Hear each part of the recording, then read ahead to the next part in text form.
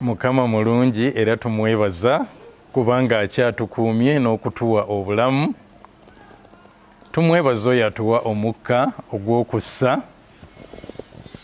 Weebale eyo yonna gy'oli okubeera ng'ogoberera omusomo guno ogukwata ku kubeera nga tutuukiriza enteekateeka ya Katonda gy'atulinako nga buli ssekinnoomu mu bulamu buno. Nze Magezi Geoffrey Bulega, omulabiriza alabirira obuweereza obwa Holy Gospel. Tugenda mu maaso, saagala mwerabire gye twatandikira nti buli omu ku ffe mu bulamu buno alina enteekateeka ya Katonda gy'alina okutuukiriza. Era wansi w'ennyingo eyo tuzze nga tulaba nti bwe wali tonnaba kubeera nga Mukama akutonda ng'akuleeta mu bulamu buno, yakuleeta nga kyayagala otuukirize entegeka eyo. Wazaalibwa kugituukiriza, omulundi ogwayita nayogera ku yakulokola osobole okubeera ng'otuukiriza entegeka eyo oba okuteesa kwe oba ekigendererwa kye. Kati olwaleero kye njagala tutunuulire era twogereko kikwatagana ne okubeera nga Katonda yakuyita. Katonda yakuyita osobole okutuukiriza okuteesa kwo oba ekigendererwa kyakulinako. Yakuyita. Okuyitibwa, nzijukira lumu nina we nali mpeereza nzikirizeemu bwe namala okuweereza omu ku batwala enzikiriza eyo n'ampita mu ofiisi n'ambuuza nti Katonda ayita atya omuntu. Yali mutendesi w'abaweereza mu nzikiriza eyo naye nga mbuuza Katonda ayita atya omuntu, ne munnyonnyola bye nasobola okumunnyonnyola mu byawandiikibwa. N'aŋŋamba nja kukuyita oyogereko n'abayizi bange bentendeka. Okuyitibwa, Katonda atuyita naye ate kyangu okubeera nga totegedde nti bakuyise. Osobola okubeera ng'oyitiddwa naye ate notategeera nti bakuyise. So ate tujja kulaba okusinziira ku njigiriza ya Mukama waffe Yesu Kristo nti eriyo n'abategeera nti babayise naye ne batatuukiriza ekyo ekibayisizza okusinziira ku Mukama waffe Yesu Kristo. Naye kyenjagala tutunuulire olwaleero nti Katonda yakuyita osobole okutuukiriza okuteesa kwe oba ekigendererwa kyakulinako. Mu Baluumi essuula ey'omunaana olunyiriri lwa 28 tulumanyi nnyo, tulwagala nnyo. Luga nti era tumanyi nti eri abo abaagala Katonda era abaayitibwa ng'okuteesa kwe bwe kuli, ebintu byonna abibakolera wamu olw'obulungi. Ez'olungezo ziga nti okuleeta obulungi oba okuvaamu obulungi, byonna tujja kubiraba. Olunyiriri olwo Baluumi 8:28 era tumanyi ng'abo abaagala Katonda era abaayitibwa ng'okuteesa kwe bwe kuli. Twayitibwa ng'okuteesa kwa Katonda bwe kuli, nti Katonda atuyita naye nga bw'aba atuyita, atuyita ng'okuteesa kwe bwe kuli oba atuyita nga ekigendererwa kye bwe kiri oba ng'enteekateeka ye gye yatuteekerateekera nga bassekinnoomu nga bweri. Kwe kuyita kwabeera nga atuyise. Kati olunyiriri olwo lugamba nti ebintu byonna abibakolera wamu olw'obulungi oba olw'okubaleetera obulungi.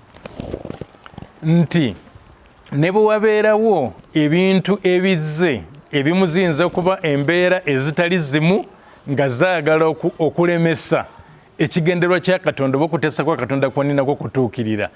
Ti bwe mbeera nga nayitibwa era nga njagala Mukama, oba kankiteeke bwe nti nga njagala okutuukiriza ekigendererwa kya Mukama, kuba toyinza kwagala Mukama n'obeera nga toyagala kutuukiriza kigendererwa kye kyakulinako. Okwagala kw'oba olina ku Mukama kukuleetera muli okubeera nga oyaayaana okulaba nti kye yakuyitira oba kyakulinako kyakwagaza okituukiriza. Kaakati abo Katonda be yayita era nga bamwagala nga baagala okutuukiriza ekyo Katonda kye yabayitira. Katonda aleetera ebintu byonna ebiba bibaddewo okubeera nga byonna Katonda abikolera wamu olw'okubagiramu obulungi. Naye ngenda kukivvuunula mu bigambo ebitegeerekeka gwe nange bye tusobola okutegeera nti ne bwe kibeera nga waliwo embeera ezze gy'oli oba omulabe yagireese nga Sitaani yagireese oba batakwagala nga ebagireese oba ng'ezze ku lwayo nga terina agireese naye ng'embeera eyo ebadde yakulemesa okutuukiriza okuteesa kwa Katonda gy'oli. Katonda addira ekireeteddwa ku lw'obubi n'akireetera okukola obulungi. Ngenda kubawako ekyokulabirako kye tumanyi obulungi ku Yusufu nti Yusufu baganda be baamukyawa nga n'ekibeera lwaki bamukyawa olw'ebirooto bye yalootanga ng'aloose n'ababuulira ne bivvuunulwa nti agenda kubafuga tibagenda kumuvunnamira. Kaakati baganda be ne bafuba nnyo okulaba nti ebintu ebyo tebituukirira.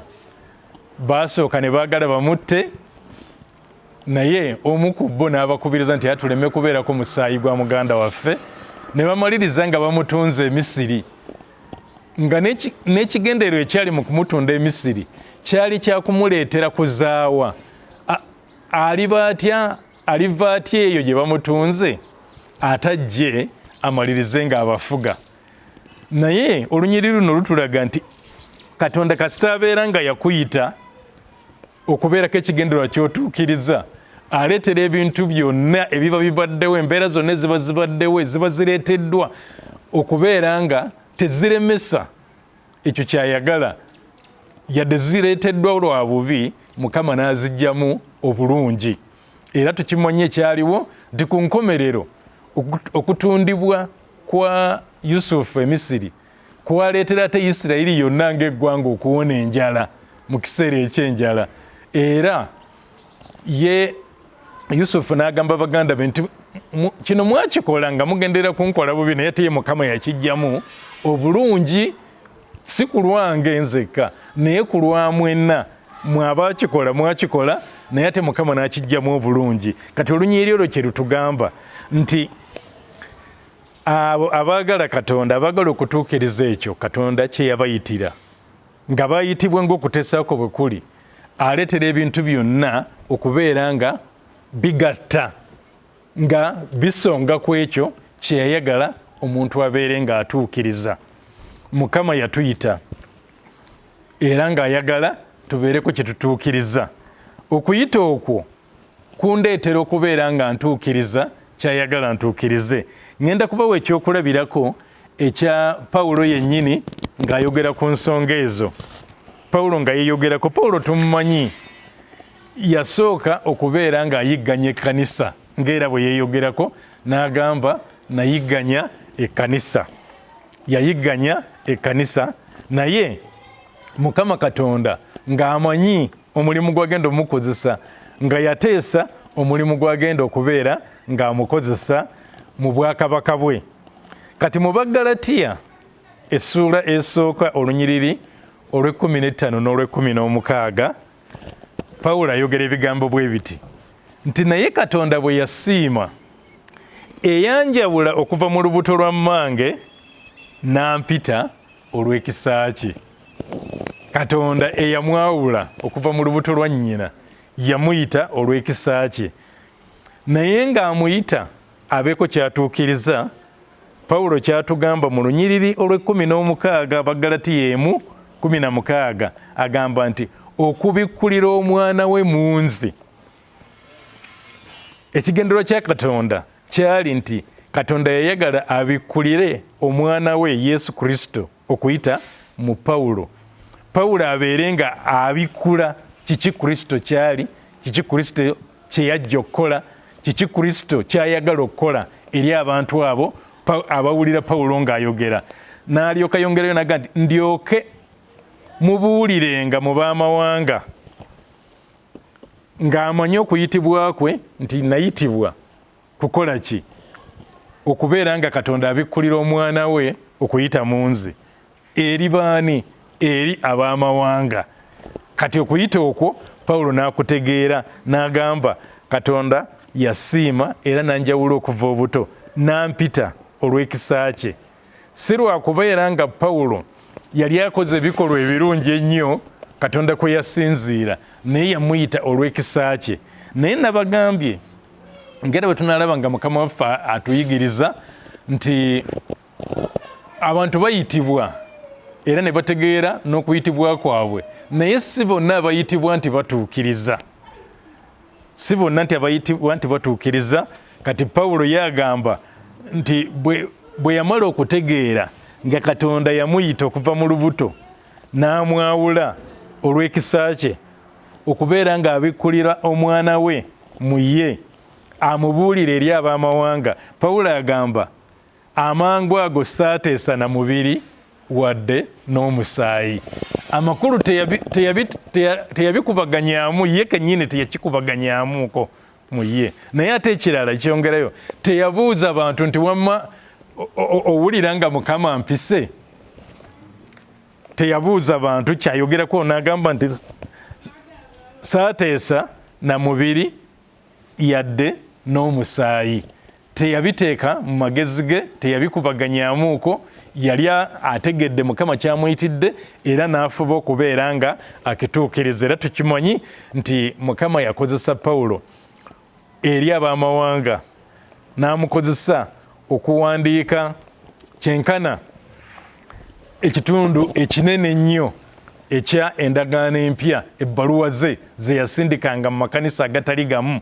Naye nga gyava ku ki? Nti Pawulo yali ategedde nti mpitiddwa okubeera nga nkola bwenti ne bwenti. Mpitiddwa okubeera nga mbikkula ekyo Kristo kyali eri ab'amawanga basobole okubeera nga bakitegeera, nga bamutegeera, nga bamukkiriza. Pawulo oyo kennyini yeeyongerayo n'atugamba ate ffe mu Bakolinso ekisooka essuula ey'omusanvu n'olunyiriri lwa 17 nti kino kyokka buli muntu nga Mukama waffe bwe yamugabira, buli muntu nga Katonda bwe yamuyita atambule nga bw'atyo era nga bwe ndagira bwe ntyo mu kkanisa zonna. Agambye nti buli muntu nga Katonda bwe yamugabira. Okugabira ategeeza obusobozi obutali bumu Katonda bwe yateeka mu bulamu bwaffe obutuyamba okutuukiriza okuyitibwa kwe yatuyita oba okuyita kwe yatuyita. Bwe naaba nga mmaze okuyigiriza ku nsonga eno egamba nti buli omu ku ffe alina enteekateeka ya Mukama gy'alina okutuukiriza, nja kutandika okuyigiriza ate ku busobozi obw'enjawulo Katonda bw'ateeka mu ffe butusobozese okutuukiriza okuyita kwe yatuyita. Naye kati wano Pawulo mu lunyiriri olwo Bakolinso ekisooka essuula ey'omusanvu olunyiriri lw'17 ayogera ku obusobozi obw'enjawulo Katonda bw'agaba mu bulamu bwaffe. Kyavudde agamba nti buli muntu nga Mukama bwe yamugabira, buli muntu nga Katonda bwe yamuyita atambule nga bw'atyo. Amakulu nina okutambulira mu ekyo Katonda kye yampitira, nina okukozesa obusobozi obwo Katonda bwe yampa nsobole okubeera nga ntuukiriza ekyo kye yampitira okubeera nga ntuukiriza. N'agamba nga bw'aba amaliriza olunyiriri olwo nti era nga bwe ndagira bwe ntyo mu kkanisa zonna. Kino kyali kiragiro Pawulo kye yali awangaga nti mu buli kkanisa yonna bwe ntyo bwe ndagira. Egindi n'ekkanisa ey'egindi n'ekkanisa eyalinnya ki bw'atyo bw'alagira ng'alagira nti buli muntu nga Mukama bwe yamuwa obusobozi, nga bwe yamugabira era nga bwe yamuyita atambule bw'atyo, amakulu asobole okutuukiriza okuyita Katonda kwe yamuyitira. Mu Matayo essuula eya 22 bw'oba ogisomye yonna tulina Mukama waffe kyatuyigiriza ku nsonga ezikwatagana n'okuyitibwa. Tulina Mukama waffe kyatuyigiriza ku nsonga ezikwatagana n'okuyitibwa era tulaba nti abantu bayitibwa. Bwe bayitibwa ne bamanya nti tuyitiddwa, n'abamu ne bagaana okubeera nga bagenda gye babayise. ate abalala ne batwala eddaala ery'okugenda gye bayitiddwa. Kaakati nga okuyita okwa bulijjo bwe kuli, ŋŋenda kubalaga ekifaananyi ky'embaga, kubanga ne mu Matayo 22 Mukama waffe ayogera ku mbaga eyali efumbiddwa, abantu ne balyoka bayitibwa basobole okubeera nga bagenda. Kaakati tulaba nti bwe bakuyita ku mbaga omanya nti bampise, oba bakuyise ku kaadi nejja gy'oli, oba okukubira essimu, oba mu ngeri yonna, naye yakuyise aba amanyi nti nno ojja kujja era kusuubira okubeera ng'ojja. Naye obusobozi obw'okubeera ng'onaabeerayo ku mbaga businziira ku ggwe ayitiddwa, obw'okuba ng'otuukiriza ekyo ekikuyisizza. Onaabeerayo ku mukolo ogwo, onaabeerayo ku mbaga, businziira ku ggwe. Oyinza okuweewa ebyokwewolereza n'ogamba nina kino tekijja kunsobozesa, kino tekijja kunsobozesa. Kaakati ebyo byonna by'owadde ng'okwewolereza bibeera biremesezza okuyitibwa kwo okubeera nga kutuukirira. Ntegeeza okugenda ku mbaga oba ku mukolo ogwo kitegeeza togenze, wayitiddwa naye totuukirizza, togenze. Kaakati waliwo oluusi ne bye tuteekamu. Omukolo bakuyise ku mukolo ng'ogwo, oluusi gye bakuyise tomanyi na gy'olaga, kuba kyangu nnyo olyogga nti nkuyise ku mbaga naye nga n'embaga gyegenda okubeera oba omukolo omulala gwonna nga tomanyiiyo, nga kitegeeza ki?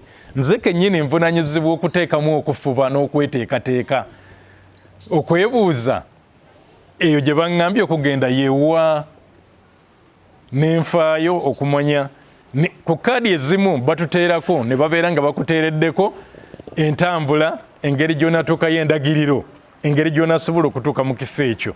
Naye era abasinga tuteekamu nti bw'oba ogenze na kidduka osobola okuteekamu gye bayita endagiriro eya GPS n'ebeera ng'ekutwala okusobola okutuukayo.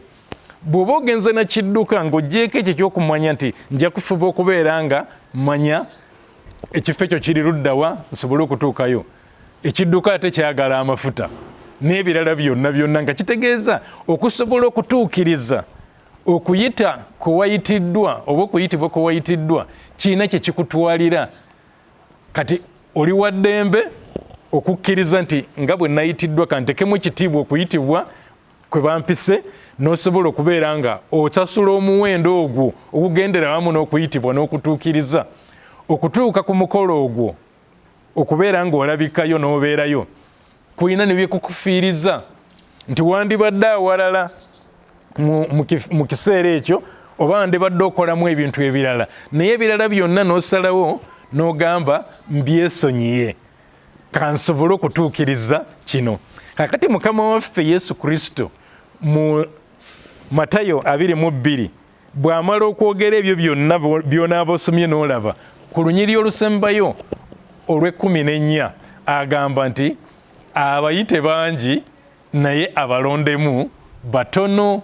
Abayite bangi, abayitibwa bangi naye abamaliriza nga basobodde okutuukiriza ekyo kye babayitidde babeera batono. Kakati ku mulundi ogunaddako nja kwogera ku kulondebwa. Mukama waffe Yesu Kristo agamba nti abayite bangi naye abalondemu batono. Kati nja kwogera ku kigambo ekigamba nti Katonda yakulonda, yakuyita ate n'akulonda. Kati Katonda yakulonda, nga lwaki yakulonda? Otuukirize enteekateeka ye eri obulamu bwo. Njagala ku luno nkomaawo, olunaddako tulabe Katonda yakulonda osobole okutuukiriza enteekateeka ye eri obulamu bwo. Mukama abeere nammwe era abakole bulungi. Amiina era amiina.